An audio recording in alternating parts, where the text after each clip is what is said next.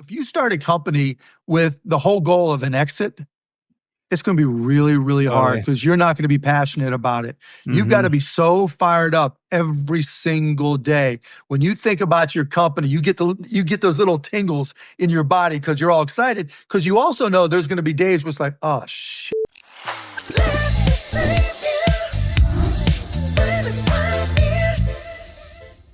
Welcome to another episode of the Let Me Save You 25 Years podcast. I am Shawn D. Nelson, founder of Lovesack. Thanks for joining me today. First of all, thank you for supporting this podcast. I've got no advertisers, no sponsors on purpose.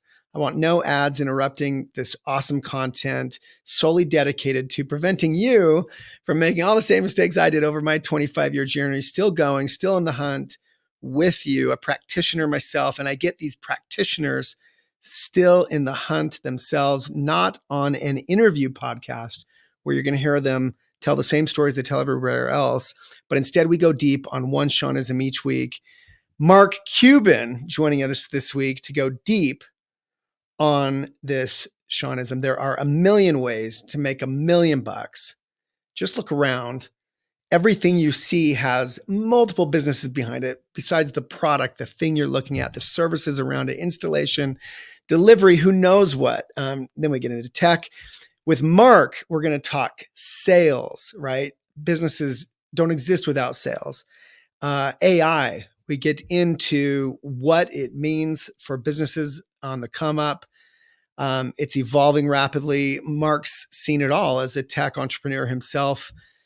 Straight out of the 80s through to today. And we get into the top 3 traits that appeal to investors. Are you curious? Are you capable? Can they sell? Mark reveals one very well-known podcaster who seems to be stealing all of his phrases.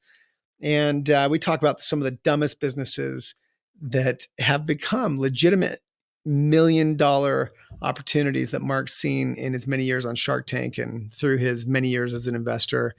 So we'll go deep into finding your passion, how to do that, the idea that entrepreneurship isn't for everyone and how you might gauge that, and the best advice Mark ever received when he started his businesses. So you're going to love it. You're going to love this conversation with Mark. I'm so grateful for his attention and your attention.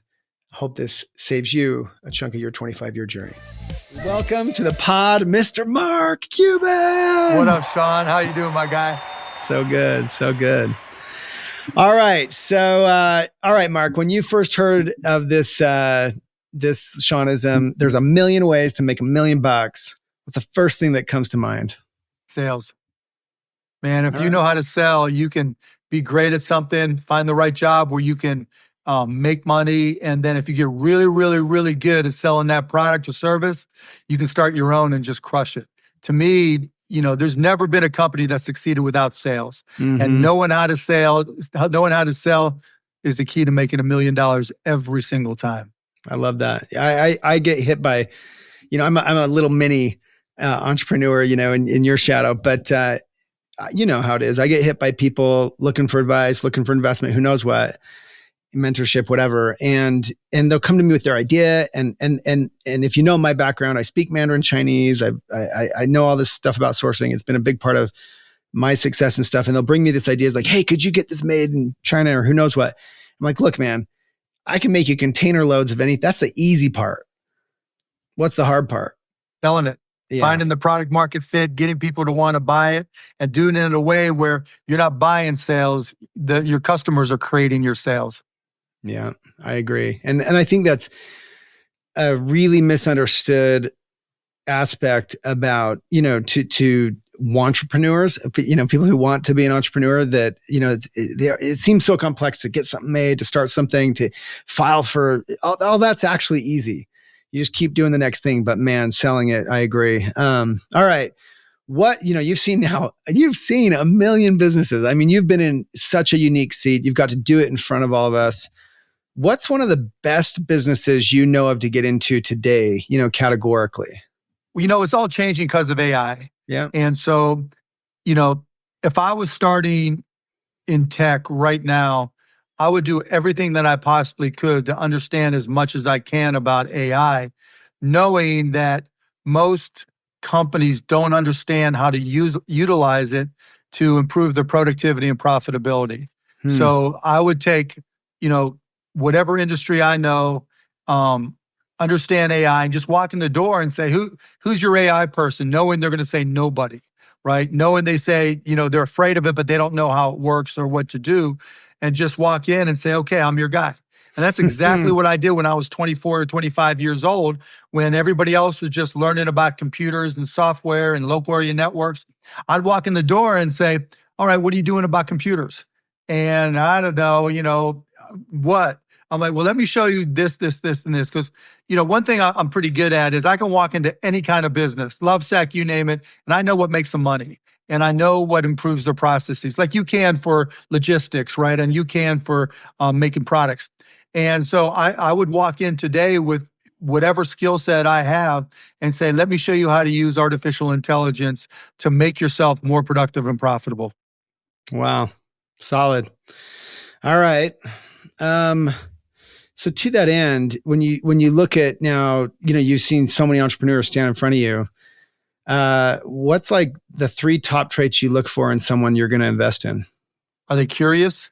Right? Because business is ever changing. Nothing's going to be the same. There's so much uncertainty. So you have to always be learning. 2, are they adaptable, right? Can they change over time? Because shit changes always, right? The way Lovesac is today versus when you started, when we first met, night and day, right? Probably nothing like you ever possibly imagined. So you have to be adaptable, curious, adaptable, and sell, right? Again, going back to that. Mm-hmm. You can have, like you said, the best idea, the best product, the best whatever, and no business has ever succeeded without sales. And if you're the CEO and your mission in life and you don't get so excited, like you can hear it in your voice, then it's not going to work. So that's what I look at from people. Can they sell? Are they adaptable? Are they curious? Because I want somebody who's going to be able to adapt. And then if I had to like extend it, I look for people who reduce stress, not that create stress. Because the best employees are the ones that, they just get shit done, right? Whereas the crazy employees, the ones that create the most hassle, are the ones that tell you they're irreplaceable, but create the most stress for everybody, right? Yeah. They create the tornado and tell you that they're going to stop it. Whereas the other ones, you're like, oh my goodness, you make my life so much easier. That's what I'm looking for. Now, the hard part is those people typically don't leave their jobs because the people they work for don't let them leave. Yeah. But that's what you try to find. Yeah, that's good. I heard, I don't know if you listen to Prof G Pod. It's one of my, Scott Galloway's. Yeah, I know. I've done a couple of times and I know Scott. Yeah. Yeah. Scott, he's a brilliant guy. I heard a piece of advice on his pod the other day that I thought was so good. It's, just make your boss, whoever your boss is, make their life easier. And then reduce the stress to people around you. That's it.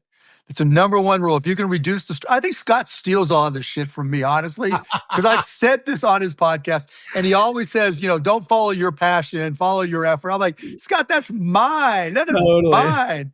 But he makes it sound so good. Scott does. Yeah, he does. That's why he's got the podcast and I don't.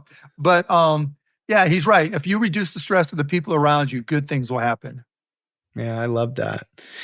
Yeah, that's cool. What's cool is actually that's, in our world, Lovesac, we're actually passionate about that. We think our in Couchland, people are stressed out about, their couches because you can't let the dog on it. No, don't eat pizza on it. And ours, of course, washable, changeable. We believe a big part of our success is that we've taken a little bit of stress out of people's lives. You don't think about that. Yep. But fundamentally, that's kind of what we're doing.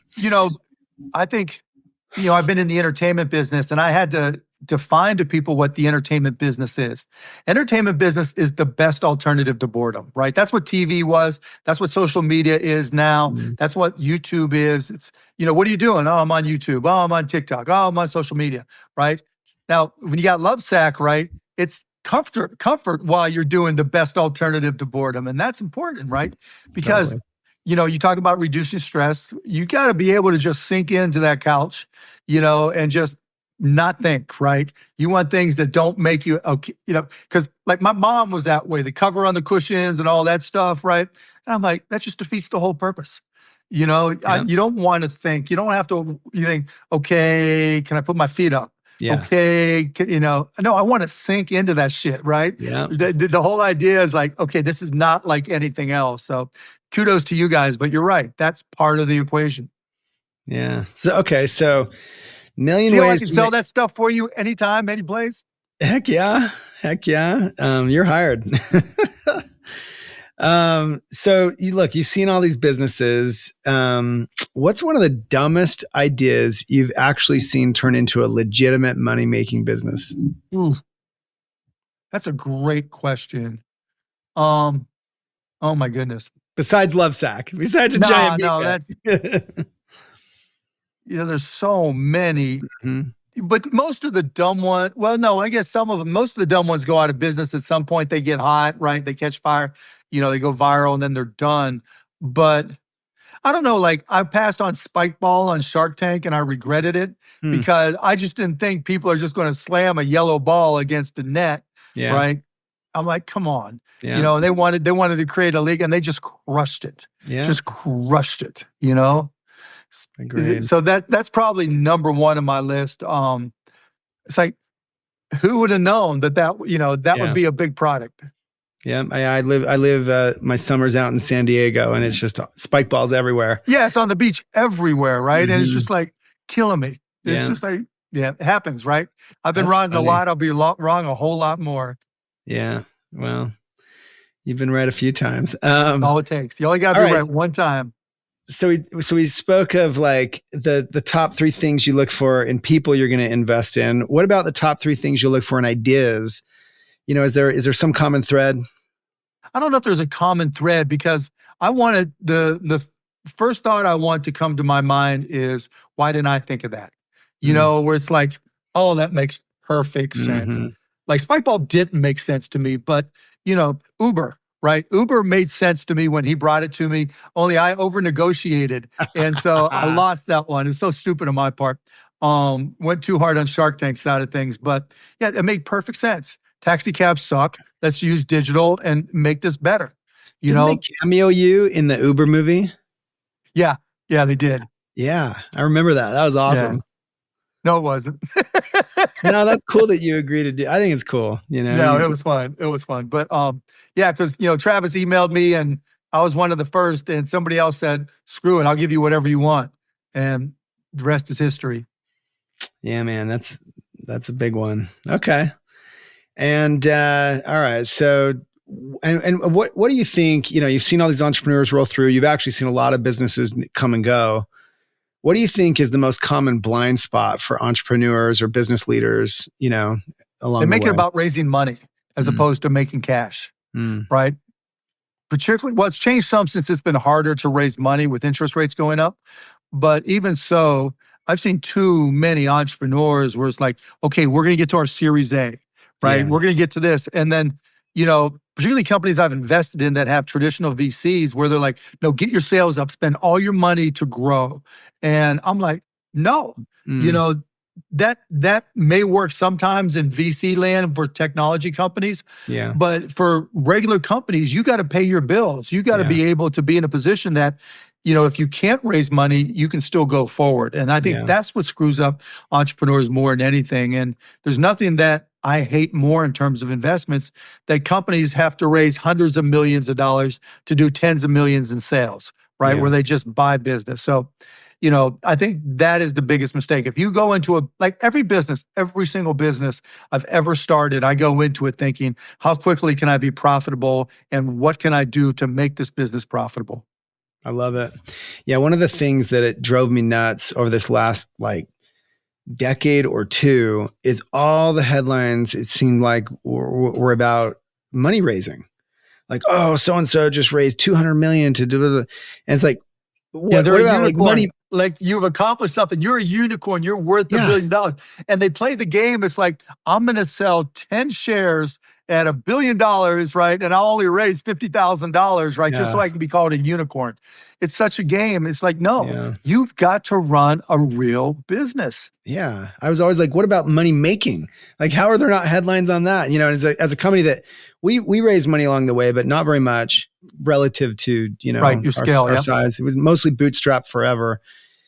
And it was hard, man. And it just drove me nuts to see so it's kind of satisfying for me. Like, cause you've got to, not that you were paying any attention to Lovesac necessarily, but you got to know us, right, at a young age because at an early stage, cause you somehow stumbled onto us, reached Well, out. you guys were scrappy. You guys were scrappy, right? Yeah. And you were hustling and you knew that everything you did was going to make or break the company. Yeah. Everything, every single day you woke up, you dreamt about the company. You probably woke up and took notes about the damn thing, right? Like I did, right? And every day you were consumed with what am I going to do today to put myself in a better position to succeed? And who's going to stop me, right? And I'm going to make mistakes, but I'll just keep on iterating and iterating and iterating on the product, the supply chain, all that stuff. Still, I get it right, and I'm better than everybody else. That's the way a business should be. That's what you guys did, because it's difficult. Like if you start a company with the whole goal of an exit, it's going to be really, really hard because you're not going to be passionate about it. You've got to be so fired up every single day. When you think about your company, you get those little tingles in your body because you're all excited, because you also know there's going to be days where it's like, oh shit, right? This screwed up or that screwed up and I don't want to deal with this. But you need that passion about the company, right? You need that willingness to put in the work, because that's what's going to get you through the bad times and accelerate the good times. Absolutely. Yeah. It's been a long road for us, but it's been satisfying because, you've seen us go from super scrappy and we're still in the hustle, but I'll tell you something interesting about what you just said. Not so long ago, as I wrote this book, Let Me Save You 25 Years, and decided to put our story out there and start up this podcast and kind of, I guess, give back. And, we don't have any advertisers. I was doing it because, I believe in this, in real content, real conversations, all that. But along the way, over the last couple of years, I made the personal decision after reflecting on so many things. We'd come public, you could call that an exit. Not really. All my chips are still in, really. And now we have this, you wouldn't know, but we have this point of view on product design and on what we're doing at retail that I think we can go into the billions with an S. I think we can double and triple the company. And since I made the decision, like, I'll go another 25. Look, if you love what you do, man, you know the old saying, you don't work a day in your life. Yeah. Like people are like, why don't you retire? Why did you just start costplusdrugs.com, right? Why aren't you on your boat somewhere? I'm like, I'm doing what I love to do, man. It's, it's a business, being a business athlete, right? No athlete wants to retire. Business is the most competitive sport in the world, right? Totally. You're competing 24/7 by 365 by forever. You don't even know where your next top competitor is coming from. Yeah. And so you've got to stay on top of your game. And to me, that's fun. Yeah. Right. I used to be the young dude walking in the door, younger than everybody else. Now I'm the old motherfucker walking in the door. Right. And I'm telling the young dudes, I'm still going to kick your ass, and to me that's exciting. That gets the juices going. And I can see that with you too, obviously, because when you're rolling and you're having fun and you're enjoying it and you get the juice from the success, but you also don't want people to think you're a one-hit wonder. You don't want people to think that you can't keep it going, that, you're not the right CEO. You've seen companies grow and then have to replace the CEO. Yeah. And all those milestones that you want to prove to people, that's them. That's not me, right? And I get all that. Well, my story is weird because, you're like the consummate serial entrepreneur. Here I am still focused on this one concept that I actually think can become like a Nike, like a truly legendary brand around for decades. Cool. And so I'm all in, and that's a little bit weird in the landscape, especially this far in. But since I made that decision, I'll just keep going. It's been like nothing can hurt me, because now it's like we have a down year because the whole furniture category is down or whatever, our growth is slower. We're still doing great, but it's slower than it was. Right. So what? Like, it's just another year. I've been 25 already. Once you reach that point of personal economic success, a lot of that stress goes away. Then it just becomes personal challenge, right? What are the things that get me juiced up to do this, to prove it? And I can tell, you're doing this because you love it, right? And you're sharing it because you love it.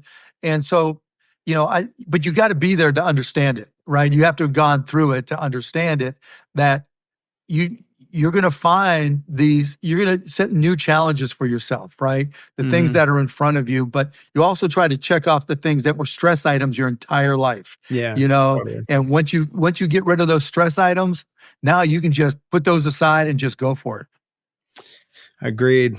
So, do you think everyone should give entrepreneurship a go? No, hell no. Why? No, because for some people, the life they choose is you go to work, you do your job, and you enjoy everything else more, Mm-hmm. right? For an entrepreneur, it's the exact opposite. Mm-hmm. You know, you go to work, it's the company you started, it's your baby, and you like that more than all the other stuff. And I think that's the difference. And so you've got to be built for that. Now, it's not that you can't learn to be an entrepreneur. It's not that entrepreneurs are born, but you just have to have a different mindset, Yeah. however you get there. And I talk to some and they're like, well, I'm going to have work-life balance. I'm like, see ya. If Yeah. it's great. I would go play basketball, go work out, do all these different things that reduce my stress, right? I'd have all kinds of stress outlets. For me, getting up shots right down at the Mavs arena, listen to the ball go through the net, that puts everything else out of mind. Playing with my kids puts everything else out of mind. But I'm not going to lie to my wife or lie to myself. I didn't get married till I was 44 years old because Wow. it was just like, hell no. I mean, this is my baby. I had girlfriends. It's like, it's me or your job. And I was like, what's your name again? Yeah. It's just when you're in it. And so I just don't think I just don't think people realize that you really have to want to do it. And it can't just be something you put in your own mind. Hey, I'm going to be an entrepreneur. Yeah. What kind of business should I start? Or give me an idea, whatever. It's like when you get it and you're willing to put in the work to prepare to do it. And once you've prepared to do it and figure out what works, then you're willing to dive in. And the first couple of times it might not work, but like I always say, you only got to be right one time. Well, I mean, I think that Shark Tank and everything that you've represented, being a voice for this medium, is so positive for so many people. At the same time, I think that somehow in the last couple decades, entrepreneurship's been so glorified, so worshipped, so set on a pedestal that too many people chase it that frankly shouldn't be. Yeah, I mean, part of that's Shark Tank, right? That's one of the reasons, though, right? But I'm okay with that. Yeah. I'm okay, right? Because it's better to have gone for it than regret never having tried. All right. I like that. But you're right. Everybody's like, I'd rather be my own boss. Okay, go for it, right? Yeah. But you're going to find out real quick, right? You're going to find out real quick that you're not ready. That's one of the things. That's why I don't really have a problem with people just try it, because it doesn't take long. You're going to get your ass kicked time and time again, right? Oh yeah, I'm going to start something in the couch industry. It's more comfortable than Lovesac. It's more this, it's cheaper, it's this and that. Go for it, right? Because you don't know what you don't know. And sometimes that's good, but sometimes, more often than not, when you're up against a great competitor, you're going to get your ass kicked and you're going to have to go to the next thing. And I'm okay with that. So what's the best advice you ever got when you were coming up? Sales cures all. Every no gets me closer to a yes. Everybody's got the will. When I was in college at Indiana University, there was a coach there, Bobby Knight, legendary basketball coach. Yeah. And he did an interview on 60 Minutes, and the whole campus shut down to watch this interview. And he basically, and I'm paraphrasing, he said, everybody's got the will to win, but only those with the will to prepare actually do win. And that resonated with me when it came to business, particularly, right? Because it's all the work you do that people don't see. It's all the preparation. It's all the reading. It's all the things that you put together in your little remix of all the information you have that can make you successful. And it's all the people who don't do any of that shit unless they get absolutely positively lucky that are ones that fail. So you look like a lucky rich guy, I'm sure, to some people. You struck gold kind of early in the tech arc, all that. But sounds like you're a big reader. Sounds like you're a big student of the craft. Yeah, I mean, people that you got lucky. Well, to be a billionaire, you have to be lucky. No ifs, ands, or buts about it. Yeah. But, beyond that, it's like, okay, my first company, Micro Solutions, I built and sold and made good money. My second company, I traded stocks and started a hedge fund that I sold within 9 months and made good money. By the time I got to broadcast.com, I was worth, I don't even know how many millions, right? And then I did it again after that, right? So, that's all fine and good. I'll take luck every time, but you know, all the things I've done, it's funny now we have costplusdrugs.com, and I'm in DC because I just met with all these heads of all these big pharmaceutical companies. Cool. And they're like, well, tell us about, how you've gotten here so fast. Because literally, we started shipping meds from Cost Plus Drugs. And you know how I'm selling your costplusdrugs.com Oh all no, the I time, love right? it. I love it. I love what you're doing, man. Like Yeah, I take down the appreciate that. cartel. Let's go. Exactly, right? But it's like we started shipping January 19th of 2022, 2.5 years ago. And I'm standing in front of the biggest pharmaceutical manufacturers telling them how to do their business to change their industry, Mm. which is just like insane when you think Mm-hmm. about it. And so, Mm-hmm. you know, you gotta be curious, you gotta learn, you gotta read, because this is a whole industry I had to learn. And they're like, how do you know all the little nuance of this? Because I'll outwork your ass, right? I'll Mm-hmm. read as many hours a day as it takes. And, Mm. and then I'm good at piecing together all those pieces into a business. So, okay. So I have to ask you as such a major player, what happens to the US economy next, Mark? What's your read? No clue. No clue. Obviously with the pandemic, you had to juice the economy. You had to make sure that it didn't collapse. So I understand why the debt is where it's at. I understand how we got to inflation. You know better than anybody, right? With logistics and everything, of where a lot of this inflation came from. Today was we do this, inflation was down to 3%, et cetera. But in terms of the overall economy, entrepreneurship is up. That's a positive sign. Interest rates hopefully might come down. That's a positive sign. But AI is a wild card. That's, who knows how that impact.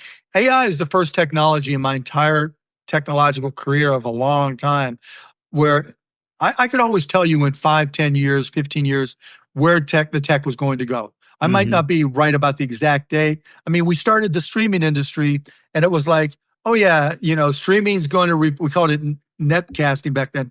Netcasting is going to replace television in 15 years. And it took 30 years, right, for the most part. So, but with AI, you just don't know what direction it's going to take you because it impacts everything and anyone, and everyone. And so in terms of where the economy goes, I mean, I don't think there's anything catastrophic coming unless there's just like a ridiculous policy change.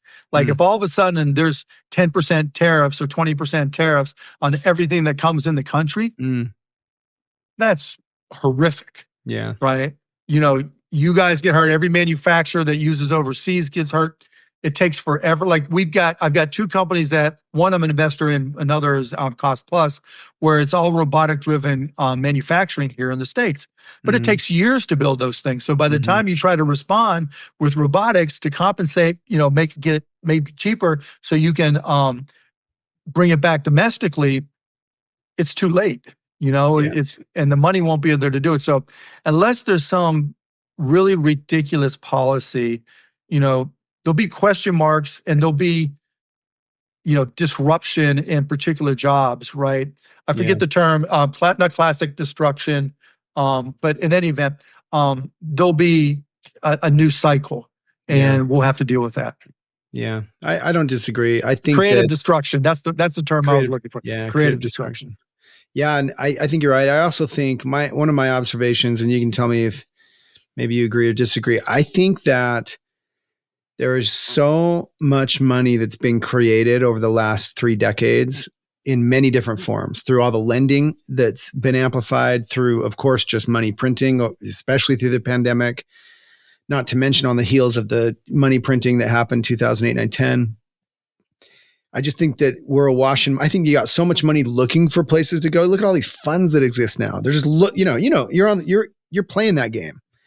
How do you deploy money? And so with that much money, even though it's not fair or equal, I mean, there are people really struggling, of course. I mean, millions.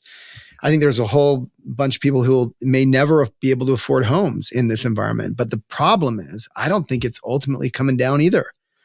There's just too much money. I mean, it's not like you're going to see the price of all these things collapse, right?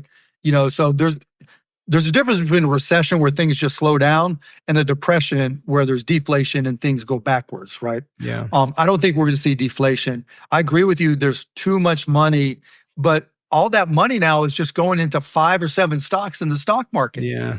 That's That's the weird. scary part. Yeah, that's the scary part, because we saw that during the internet bubble where there were, 10, 20 companies where everybody just piled in. And it wasn't that they were good or bad companies. Like Cisco was a good company. Microsoft was a good company.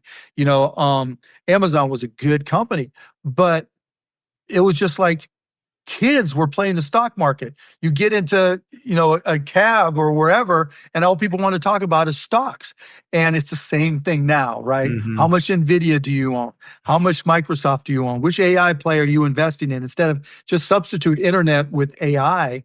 And so I definitely think we're in a bubble. I just don't know if this stock bubble could last 5 days, 5 months, 5 years, 50 years. I just don't know, because to your point, there's so much money. And, back during the internet bubble, there weren't as many retirement funds like IRAs where, everybody just put money in every month and they were automatically invested in the Standard and Poor's or the Triple Qs or whatever they were, right? Or Loveset. And so now all that money automatically goes into stocks. Yeah. And because of that, acts as a floor. And, I think we've had like one of the longest runs without a 5% or 10% decline in the market. I don't know the exact details, but so yeah, to your point, there's a possibility of a recession. I don't see deflation, or depression, but who knows what's going to happen with the stock market. It's just insane. What's wild is, I talk to a lot of analysts and investors as part of my job as a public company CEO.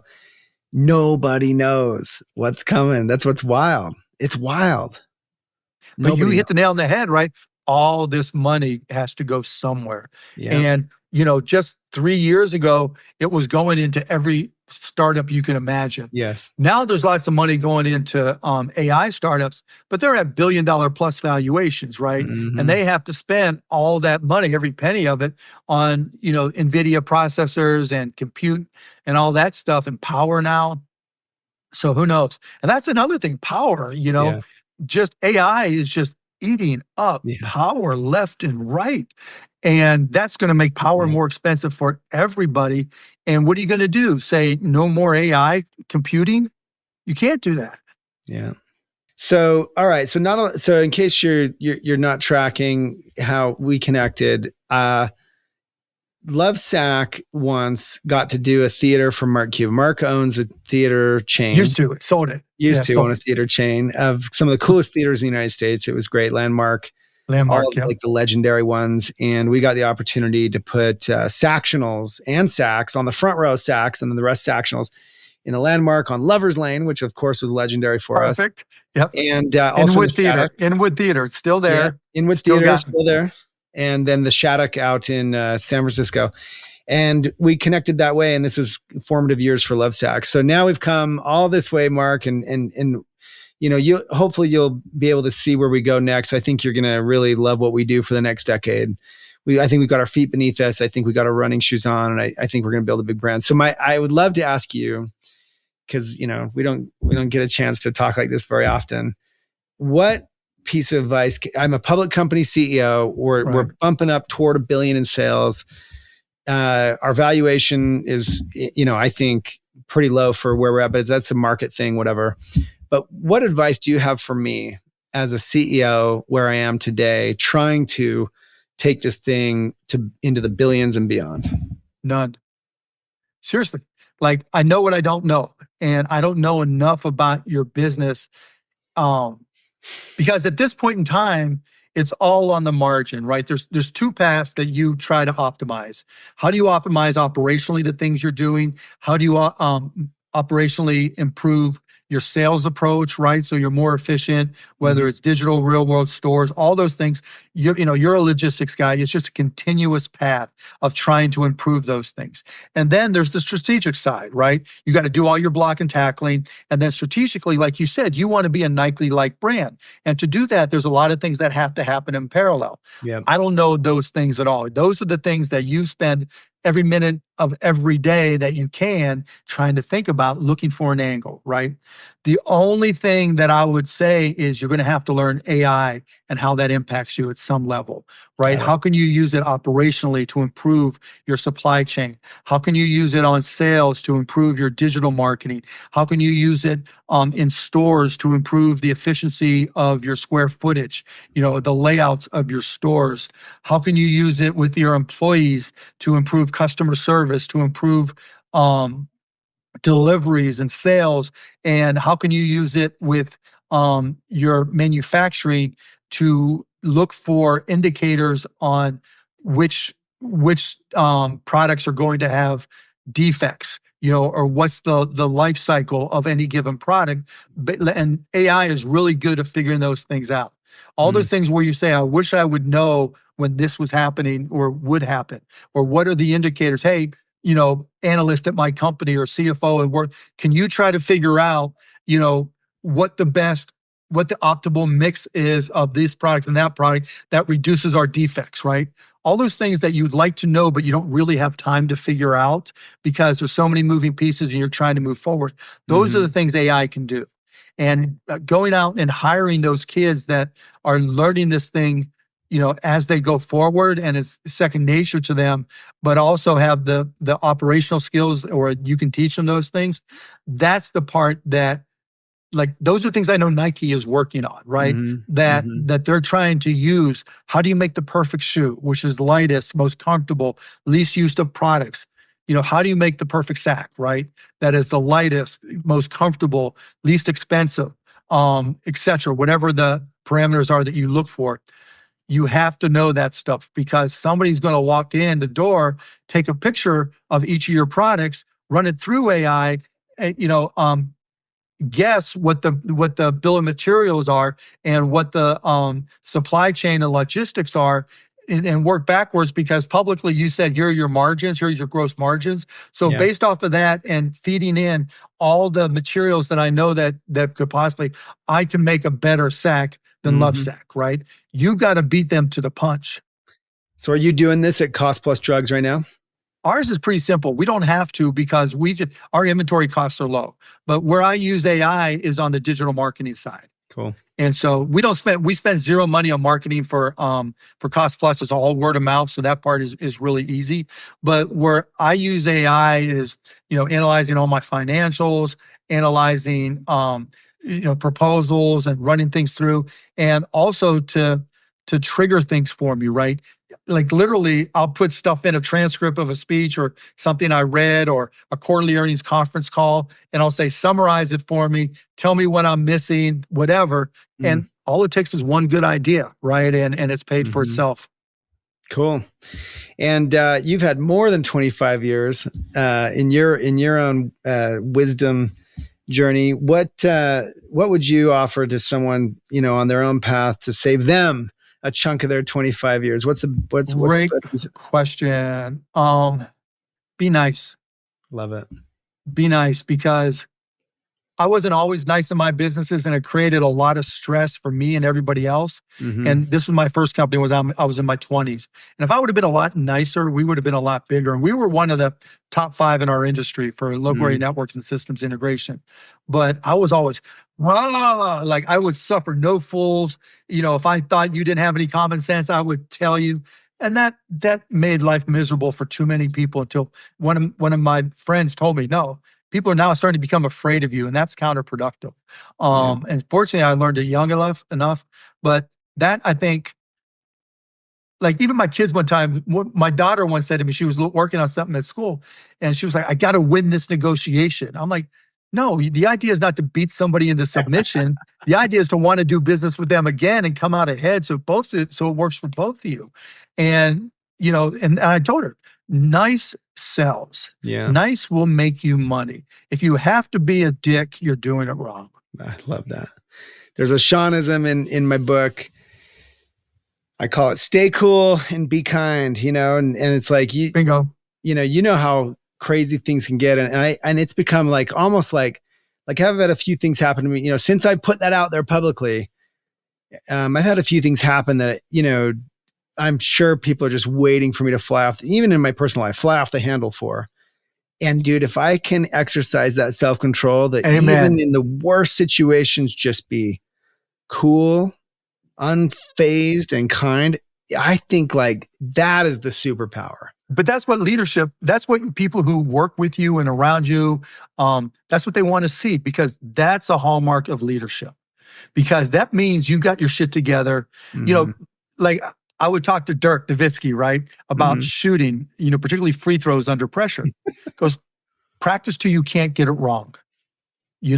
How you do everything, how you do anything is how you do everything. And so being able to put yourself in a position where you're prepared, there is no stress, even when you're surprised, because your shit all, right? Yeah. And that's why, I learned it. You obviously have mastered it, where it's like, there's no reason to get stressed. There's no reason to fly off the handle. No, I haven't mastered it. I was really candid in the book as well about, it's funny. We all learn the same lessons, man. And just through our own path, right? But I think that the generation of Steve Jobs and all of the just, I don't know, memes or just caricatures of that like powerhouse boss who could, control the room, be like Gone. you said, Gone. And it was never right though.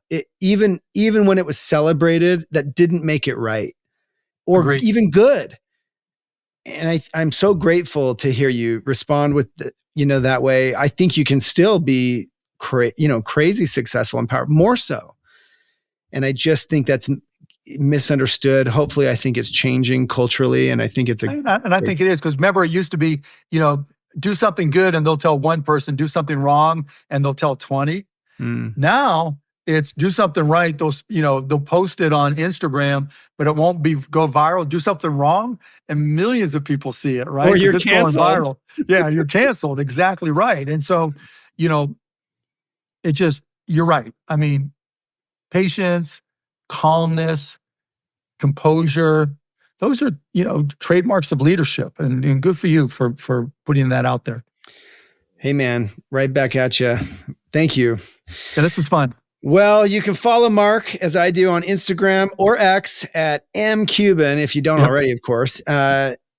He's an inspiration to watch. And don't forget to subscribe to this podcast. Please give it a star rating. Every little bit makes a huge difference. I have no advertisers, so just putting it out there in the world, it may do some good. Share it on social media. Help shave a chunk off of their 25-year journey, because you're that good of a friend.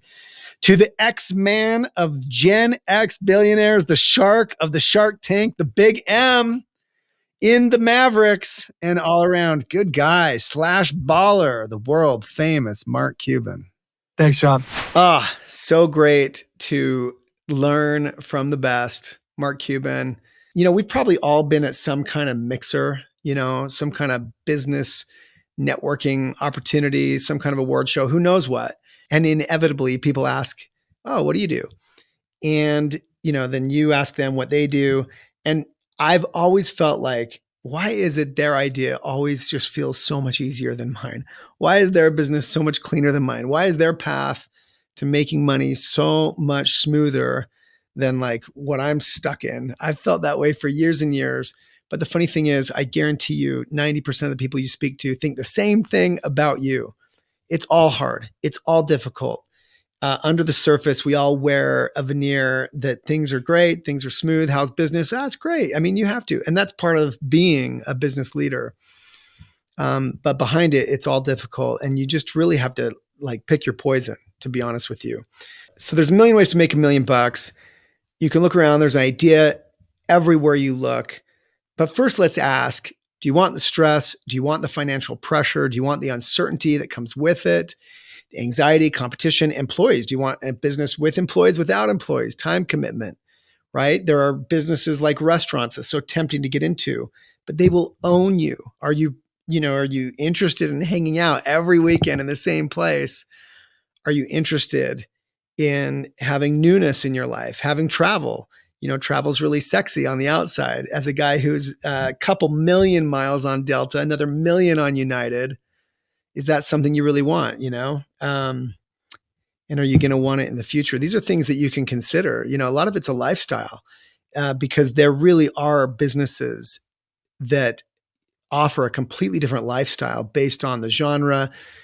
People are attracted to the money that a dentist makes, let's say, but do you really want to go to the same stucco building 5 days a week, every week of your life forever? Silly example, but these are things that you want to consider, right? And by the way, do you want to be an entrepreneur or an executive? Look, not all businesses are created equal, but some truly are easier than others in some way, right? Whether it be the hours, whether it be the lifestyle, whether it be employees, not employees, et cetera. And so you really have to look at your life and talents. I think that my point of view on people is in as much as, all of us have an equal opportunity to some degree in America. God's got this giant graphic equalizer, and what he gave you in charisma might have taken away in patience or who knows what. And there really are different roles, different opportunities to suit your personality. So it all comes back to self-awareness, something I'm always preaching, really understanding yourself, being honest with yourself about what you love to do, what you don't love to do, and then putting yourself in a position where you get to do more of those things, or more importantly, maybe in an industry where you get to do more of those things. If you really are someone who loves people and to be around people, then perhaps being a restaurateur is up your alley. But if you're not, it's just not. Something I think about all the time, most businesses really make money when they're really small or when they're really big. And when you look at a certain opportunity, you can assess, is this the kind of thing that has to scale massively, which means maybe a decade or two to get me to the place where it's really making money? Or is this the kind of thing that I can be making money with one location or with a very small staff or what have you? Lovesac was making great money when we had one store. And it was when we had 3, 4, 5, 10, 20, 40 stores, we weren't making any money at all. And here we are now, I'd say after we got past maybe 150, did we start to really make great money again? And so are you capable of grinding it out between number 5 and number 150 in the case of this situation, right? And so I just think that there was a lot to consider when you're looking around and thinking of just jumping into a business before you just jump into a business. Thankfully, the business that sucked me in had plenty of upside and has taught me plenty of lessons along the way. But these are not things that I was thoughtful enough about in the beginning. And sometimes, look, you just have to go where the opportunity takes you. And in my case, I didn't even mean to be a retailer, right? We took an order at a trade show that turned out to be for the limited two, that forced us to build a factory, which forced us to, finish a $250,000 order on time, a bunch of kids using farm equipment to shred foam, and then left us clientless because we had been in the factory filling sacks and not out selling. We had to scramble to think about what's next. And we went to the only reason we opened our first Lovesac store is because the furniture stores that we thought should buy our stuff didn't want to buy our stuff. So we had to kind of just do it ourselves. And then that worked. And then we broke it again by trying to scale that. And it took us, again, many dozens of stores later and many dozens of years later, at least a dozen years later, before we really started making money again. It's also become super trendy just to raise a bunch of money, an insane amount of money, and hopefully grow to the size that you can make money on the other end. And, that's another choice. I mean, while you might be advancing the odds of succeeding, I think you're also accepting all kinds of pain that can come along with raising money from people, taking other people's money to grow a business and having them, of course, wanting a return on that business and all the stress and pressure that comes with that. And sometimes it's just more comfortable to grind it out the long way, trying to make money along the way, or at least break even along the way, and take on less funding. And even though it might take longer, in the end, not only might it work out better for you, but the business may be stronger for it. I mean, that's been Lovesac's story. Even though we raised money, venture capital, private equity, we eventually went public. We're listed on NASDAQ now. We did it the slow way. We raised only enough to really kind of survive on and get to the next level on, having to be break even or close to it, and eventually profitable at an earlier stage, really built muscles that took a lot longer to maybe get to the 150 location plus, make money point that we got to. But at least we developed strong bones. We developed bones that could make profits. We developed bones that could control expenses. We developed the patience as business leaders to put off our own, wealth in order to trade it for a future that was bigger. All these things can be considered from the beginning if you're thoughtful about it. So look, know yourself, make conscious choices, pay the price. And as a rule in life, just be awesome. Whatever you do, finally engage in, if you're awesome at it, it's going to work out. And this applies to, work life, personal life, home life. Just go be awesome at what you do. It's going to pay off in the end. And it doesn't even matter necessarily in the end. I make bean bags and now couches. I had no intention of doing that in the beginning. Super proud of what we're doing now at Lovesac. And you'll see Lovesac has a vision that will expand to take us to be one of the, I think, most legendary brands that ever was. It may take another 25 years, but we would have never evolved to this point of opportunity without kind of grinding it out in the early days and just trying to survive, making beanbags, making couches, opening stores. And so whatever opportunity finds you, go at it with full purpose, with optimism that it could evolve into something that you couldn't have even imagined in the beginning, like it has for me. And I think also for people like Mark Cuban. And, keep seeking out the best advice, the best wisdom, the best knowledge from sources like this podcast, hopefully, people like Mark. And it just might save you 25 years. There's a million ways to make $1 million. And I hope that as you consider that, you saved some chunk off of your own 25-year journey. Thanks so much.